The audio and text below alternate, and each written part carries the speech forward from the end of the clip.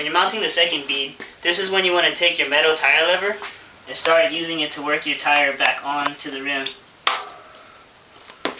Sometimes these tires are really thick and it can get really hard to get the second bead mounted. So that's why I suggest metal tire levers, because with the last few tires we did, we ended up breaking a lever.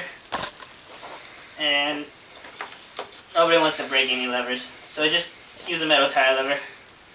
Be careful not to rip the tube when you're putting the tire on, because if you put too much pressure on the lever, between the lever and the rim, it will actually pinch the tube and the tube will rip.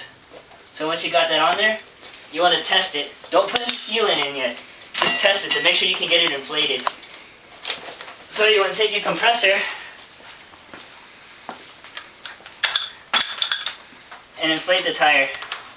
You can do this with a floor pump, but it's much easier with the compressor. Drive to a gas station if you have to.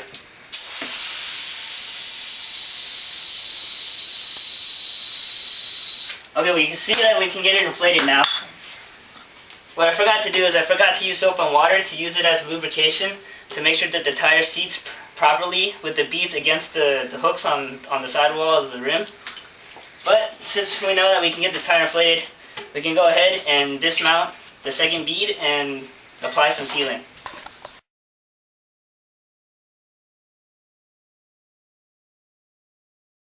Okay, so now that we know that we can get the tire inflated, we took out the second bead and we're gonna put our sealant in.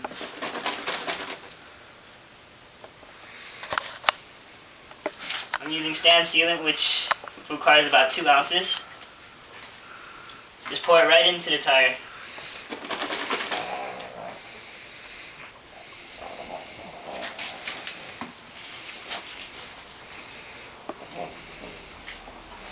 You want to make sure you get all of it in there, all the crystals and everything, just like the instructions tell you to.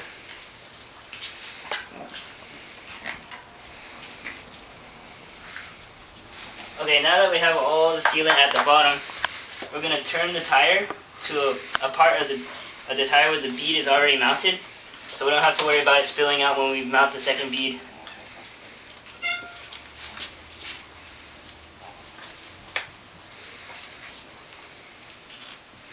So now all the sealant is in here, and I'm going to go ahead and mount the rest of the tire.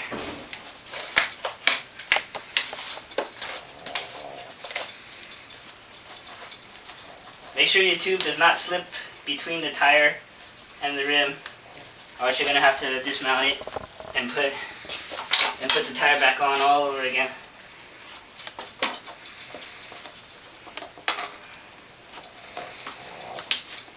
You can stop it now.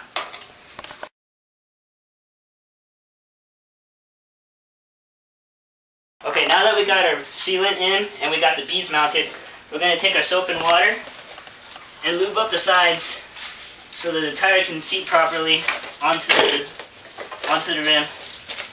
You don't want to use too much soap, or else it'll mix with the sealant, and I have no idea what that does, but it doesn't seem like it's good for it. So just lube up the side so the tire can mount properly. Once you got it properly soaped, you want to hang it again and put the valve stem at the bottom and inflate it with the air. You want to put about 60 pounds in to make sure that the tire seats properly.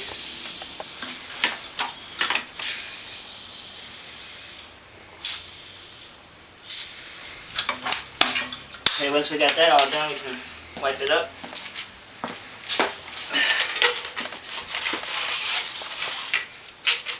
And next we're going to do a little shaking motion to make sure that the sealant seals all possible holes that could come from the tire not being seated properly.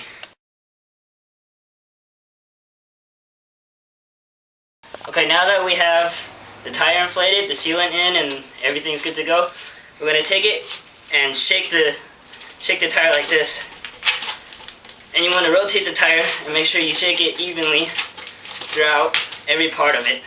What you're trying to do is trying to get the sealant in the holes that could form between the tire and the tube that you put in. Okay, now that I'm at the end of it, I'm at the stem, I'm going to flip it on its side and lay it down flat. Now I'm going to take my soap and water and pour it on there, and I'm going to look for bubbles. If you see little foaming like this right here, that means that there's air there and that part needs to be sealed. So we're going to wait a few minutes and reshake it and flip it over on the other side. Rolling around and hoping that it will seal from rolling around like that is not going to get these little parts sealed right here. It's laying it on the side that's going to seal it completely. Okay, so once we let this sit for a while, we're going to go ahead and pick it up again. Let the sealant run to the bottom. And we're going to start shaking it again. Do the same thing. Just go all the way around the tire.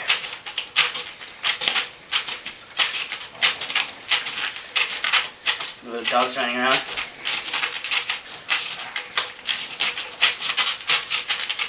Okay, now I'm at the bottom. I'm going to flip it on its other side and lay it flat. Put the soap and water again and look for some more bubbles.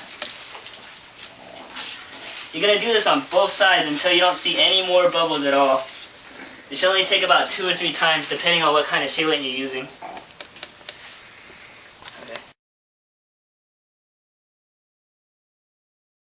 Okay, once the tire has stopped foaming and you're done with all the shakedowns and everything's all sealed up, you're going to want to cut off the excess tube. So the way you do that, you take a razor blade or a knife and you just cut off the tube. Just shave it.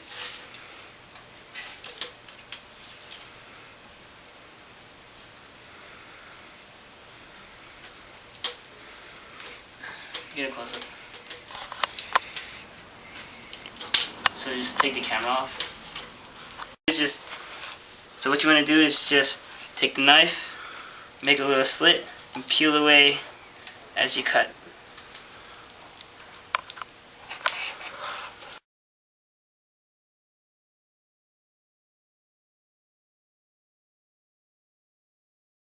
Once you got the rim strip and the tube all cut off, it should look something like this. You can see a little bit of tube left, but as you see, everything's sealed. There's no leaking or anything. You can still hear the sealant in there too. And that's your finished tire. Now you set them on the bike and go ride.